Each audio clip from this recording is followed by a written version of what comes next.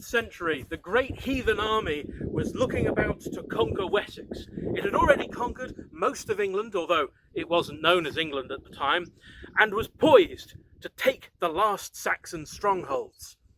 The Saxons had lost at the Battle of Reading, they were going to lose at the Battle of Basing, and they needed a victory, something that could prove that the Vikings weren't invincible, and that they shouldn't roll over like all the other Saxon kingdoms before them. And that happened with Alfred at the Battle of Ashdown. But where was the Battle of Ashdown? Was it here at Uffington Castle? Or was it here, Blueburton Hill in Oxfordshire? Or was it here in Aldworth, near our old friend, the Aldworth Ancient Yew? Or was it here at Ashdown, near Alfred's camp? Yes, this is called Ashdown, and it seems like the obvious location for the Battle of Ashdown, somewhere along the Ridgeway called Ashdown. But when you think about it, Ashdown is got to be pretty common. Ash trees and hills, the downs. There's got to be lots of places that could have been called Ashdown. And although this is called Alfred's camp, it's an Iron Age hill fort with no evidence tying it to King Alfred. So maybe this isn't where he fought. Possibly it's somewhere he camped. But again, we can't tell. So maybe it was somewhere else. The simple fact is we don't know where the Battle of Ashdown took place. And unless we stumble across the archaeological discovery of a lifetime, we probably never will. There's only one historical source for the Battle of Ashdown, and it doesn't give us enough geographical information to know with precision where the Battle of Ashdown took place. I would love for it to be at Ashdown on the Ridgeway, because it's called Ashdown. That just makes sense, doesn't it? But unfortunately, Ashdown is just too common of a name to make that clear link. From a strategic standpoint, having just lost the Battle of Reading, the Saxons were probably desperate to keep control of the River Thames. That puts a location near the River Thames more likely than one further away like Ashdown. Further, we know the Vikings advanced deep into the Wessex heartland, places like Hampshire. They fought at Basingstoke, or then known as Basing. So we can assume that it would be on a major thoroughfare into the interior of Wessex. So that makes a location like Aldworth here much more likely, as this would have controlled the road in and out of the Thames Valley at the time. That said, we shouldn't discount the importance of the east-west Ridgeway, which was also controllable from Aldworth, which again makes it a likely candidate. So then this is the last part of the puzzle of the Battle of Ashdown, and one of the reasons that people think it took place closer to Ashdown than anywhere else.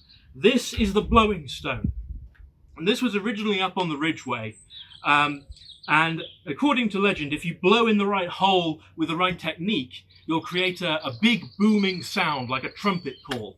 I'm not going to give it a try because in the days of COVID I don't know whose lips have been on this beforehand, and I would probably just embarrass myself. But the locals say that Alfred summoned his army using this stone from the Ridgeway, and for a lot of people that means that it makes sense that the Battle of Ashdown took place in Ashdown Park, because that's only a few miles from where this stone would have been. This is Blowing Stone Hill. The Victorians decided that this hill was irritatingly difficult to climb, so they've moved the Blowing Stone further down in the valley. The truth is that Uffington isn't a bad contender for where it might have been. It's an extremely defensible position, and really windy. Because we don't know definitively, local legends have sprung up all across this area to do with the battle, and everywhere wants to be part of that famous bit of history. So it's not unreasonable that we have all these competing claims, all with comparatively compelling reasons for why they are the likely site. One thing to notice that there is a hill called King Standing Hill, which is near Molesford, which is just down on the valley, just where the hill starts to rise to come up to Aldworth here. Unfortunately, I can't film there because it's all private land all around it.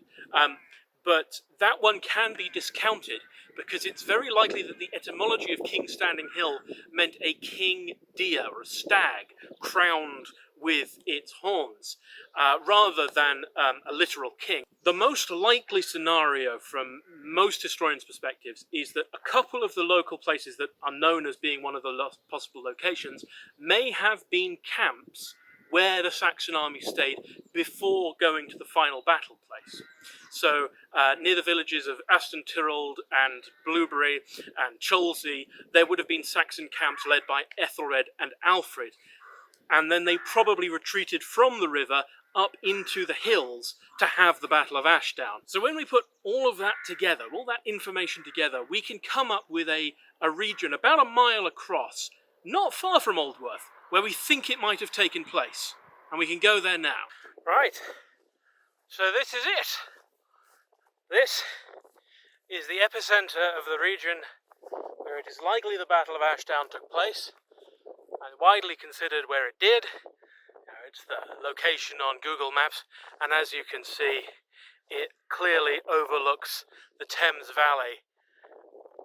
Now, the Vikings came up into the hills and got the jump on the Saxons, threatening the Saxon heartlands. The Saxons had to fight here.